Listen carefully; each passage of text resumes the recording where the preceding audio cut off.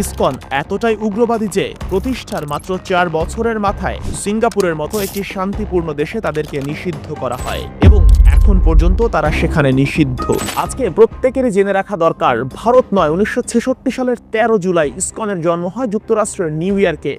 আর বাংলাদেশের সনাতনী হিন্দু ধর্মাবলম্বীদের সঙ্গে ইসকনের শত্রুতা ছিল অনেক আগে থেকে। 2009 সালে ঠাকুরগাঁয়ে দুর্গা মন্দিরে ইসকন সমর্থকদের হামলায় প্রাণ যায় ফুলবাবু নামের এক সনাতনী হিন্দুর। বাস্তবে ইসকন হিন্দুদের কোনো সংগঠনই নয়, এটি মূলত ইহুদিদের একটি এজেন্ডা। এটা আমার মুখের কথা নয়, আবু রুশদের লেখা বাংলাদেশের গোয়েন্দা সংস্থার সাবেক প্রধানের কথা। বাংলাদেশের এই বইটাতে উঠে এসেছে ভয়ানক তথ্য। বইয়ের 171 নম্বর পৃষ্ঠায় স্পষ্ট লেখা আছে, ইসকন নামে একটি সংগঠন বাংলাদেশে কাজ করে। এটা মূলত ইহুদিদের একটি সংগঠন। এই সংগঠনের প্রধান কাজই হচ্ছে বাংলাদেশে উস্কানিমূলক ধর্মীয় অনুষ্ঠান পালন করা, যার উদ্দেশ্য সাম্প্রদায়িক দাঙ্গা সৃষ্টি। 25 অক্টোবর চট্টগ্রামের লালদিঘি ময়দানের সমাবেশে কিভাবে আরএসএস এর গেরুয়া পতাকা ছেয়ে গিয়েছিল সে দৃশ্য বাংলাদেশের প্রত্যেকে দেখেছেন। বাংলাদেশের জাতীয় পতাকাকে অবমাননা করে তার উপরে উড়ানো হয় গেরুয়া পতাকা। ইসকন নেতা চিন্ময় কৃষ্ণ ব্রহ্মচারী নিজেই স্বীকার করে নিয়েছেন, ইসকন এবং হিন্দু ধর্ম দুটো একেবারেই ভিন্ন জিনিস। ভালো করে খেয়াল করে শুনুন তার বক্তব্য। এটা কি ইসকনের সমাবেশ? এটা সনাতনীদের সমাবেশ, এটা হিন্দুদের সমাবেশ। ইসকন আর সনাতন ধর্ম যে একেবারেই ভিন্ন দুটো জিনিস, সেটা বুঝতে বাকি থাকার কথা নয় কারোরই। তাহলে ইসকন আসলে কি? মূলত ইসকন প্রতিষ্ঠিত হয়েছিল ইহুদিদের ছত্রছায়ায়। ইসকনের প্রতিষ্ঠাতা অভয়চরণাবিন্দ ভক্তি বেদান্ত স্বামী প্রভুপাদ। অবাক করার মতো বিষয়, এই ব্যক্তি ভারতে কোনো হিন্দু শিক্ষালয়ে পড়াশোনাই করেননি। তিনি শিক্ষা নিয়েছেন খ্রিস্টানদের গির্জায়। পেশায় ছিলেন একজন ফার্মাসিউটিক্যাল ব্যবসায়ী। কিন্তু হঠাৎ করেই তার মাথায় কেন হিন্দু ধর্মের নতুন সংস্করণের ভূত চাপল? সত্যিই চিন্তার বিষয়। স্বামী প্রভুপাদ যখন নতুন ধারার হিন্দু সংগঠন চালু করেন, তখন মূল ধারার সনাতন হিন্দুরাই তার বিপক্ষে দাঁড়িয়েছিল, গড়ে তুলেছিল প্রতিরোধ। কিন্তু ওই সময় ঢাল হয়ে তার পাশে কারা দাঁড়িয়েছিল জানেন?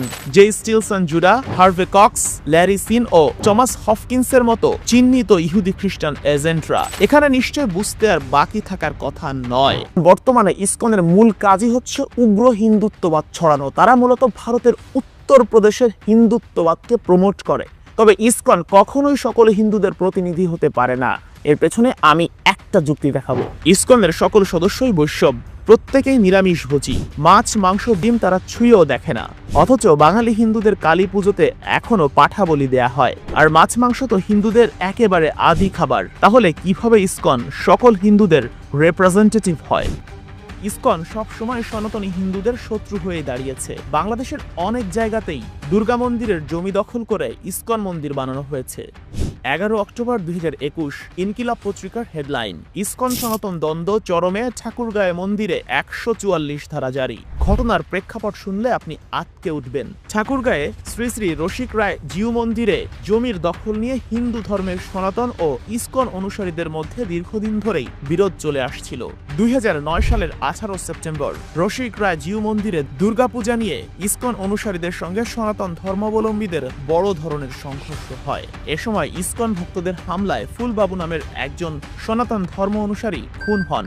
এরপর পরিস্থিতি নিয়ন্ত্রণে আনতে উপজেলা প্রশাসন মন্দির সিলগালা করে দেয়। আগে ইসকনের স্লোগান ছিল হরে কৃষ্ণ, অথচ এখন তারা বিজেপি আরএসএস এর উগ্রবাদী স্লোগান জয় শ্রীরামকে প্রমোট করছে। আর এই জয় শ্রীরাম স্লোগানের মাধ্যমে নরেন্দ্র মোদী তার উগ্র হিন্দুত্ববাদ ছড়ায়।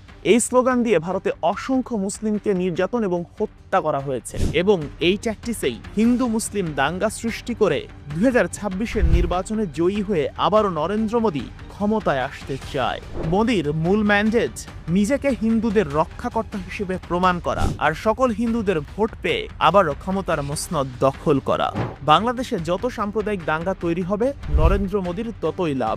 ভারতীয় মিডিয়া রস মাখিয়ে তিলকে তাল বানায়, আর মোদী নিজেকে উপস্থাপন করে হিন্দুদের ত্রাণকর্তা হিসেবে। ভারতের যদি সত্যি বাংলাদেশের হিন্দুদের প্রতি ভালোবাসা থাকতো, তবে 14 বছরের স্বর্ণা দাসকে মৌলভীবাজার বর্ডারে বিএসএফ নির্মমভাবে হত্যা করতো না। আবু রুশদের বাংলাদেশের এই বইয়ের 170 নম্বর পেজে উঠে এসেছে আরও একটি ভয়ানক তথ্য। ভারতীয় গোয়েন্দা সংস্থার পরিকল্পনা অনুযায়ী বাংলাদেশের সংখ্যালঘুদের বিভিন্ন নামের সংগঠন বঙ্গভূমি আন্দোলনের সাথে জড়িত। এসব সংগঠনের সাথে ভারতের বিজেপি, বিশ্ব হিন্দু পরিষদ, শিবসেনা, বজরঙ্গ সহ অনেক নানা চরম সাম্প্রদায়িক সংগঠনের ঘনিষ্ঠ যোগাযোগ রয়েছে। একবার এক ট্যাকটিসে চট্টগ্রামকে বাংলাদেশ থেকে আলাদা করতে চায় ভারত। সরাসরি ভারত কখনোই আক্রমণ করবে না। ভারত যদি আক্রমণ করে তবে বাংলাদেশের সেনাবাহিনীও চুপ করে বসে থাকবে না। এক পর্যায়ে হয়তো বাংলাদেশের সৈন্যরা হেরেও যাবে, তবে ইন্ডিয়ার ক্ষয়ক্ষতি একেবারে কম হবে না। এমনিতেই বছরের পর বছর ধরে পাকিস্তানের সাথে সংঘর্ষ লেগে আছে ভারতের।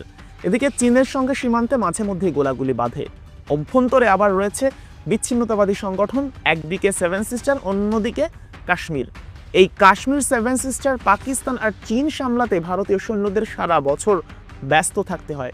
সেখানে নতুন করে কখনোই বাংলাদেশের সঙ্গে যুদ্ধে যাওয়ার চিন্তাও করবে না ভারত। অসম বা ত্রিপুরায় কোনো জিনিস ভারতের এক প্রান্ত থেকে আরেক প্রান্তে কোনো জিনিস জাহাজ করে আনতে গেলে অনেক টাকা দিতে হয়।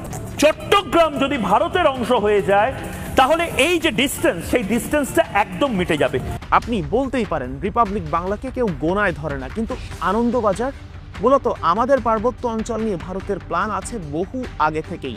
এজন্যই শেখ হাসিনার পতনের ঠিক 1.5 মাস পর আমাদের পাহাড় যখন উত্তাল, তখন আনন্দবাজার ঠিক এভাবেই সংবাদ প্রকাশ করে। সেনা শাসক জিয়াউর রহমানের আমলে প্রায় 50,000 সমতলের মানুষকে পাহাড়ে বসতি গড়ে দেয়া হয়। শেল্টার নামে পরিচিত সেই জনগোষ্ঠী আজ সংখ্যায় বহু গুণ বেড়ে চাকমা ও অন্যান্য জাতিদের অস্তিত্বের সংকটে ফেলে দিয়েছে।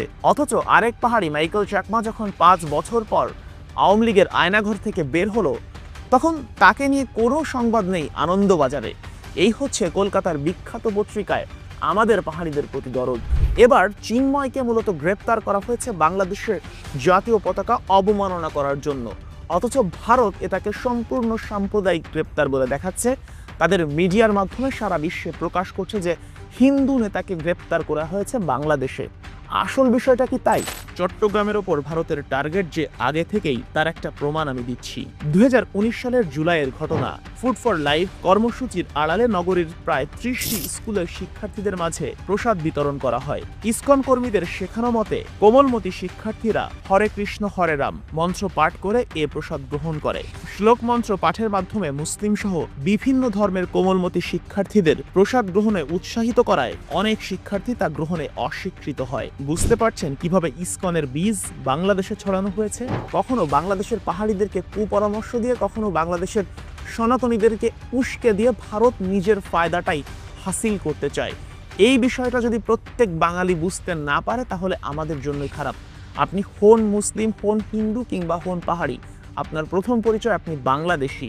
নিজের দেশ, নিজের সংস্কৃতি, নিজের ভাষা, নিজের ঐতিহ্য যদি ভারতীয় আগ্রাসন থেকে টিকিয়ে রাখতে চান তাহলে আপনাকে বাঙালি সত্তা, বাংলাদেশের জাতীয়তাবাদ নিয়েই চিন্তা করতে হবে। যদি এটা আপনি চিন্তা করতে না পারেন তবে নিজের পায়ে নিজেই কুড়াল মারা হবে। এতটুকু বোঝার বোধ নিশ্চয়ই আপনার আছে। এতক্ষণ সঙ্গে ছিলাম শেখ আশিক। সবাই ভালো থাকবেন। আল্লাহ হাফেজ।